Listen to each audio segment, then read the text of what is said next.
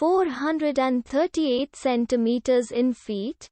First of all, we need to know the value of 1 centimeter in feet. It's always 1 centimeter equals 0.03280839895 feet. Now we have to multiply 0.03280839895 by 438.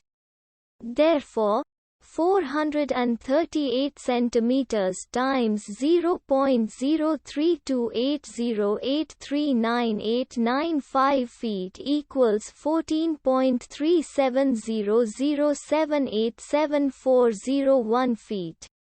So, in other words, 438 centimeters equals 14.3700787401 feet.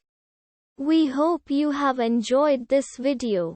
Please like and subscribe to our channel for more videos like this.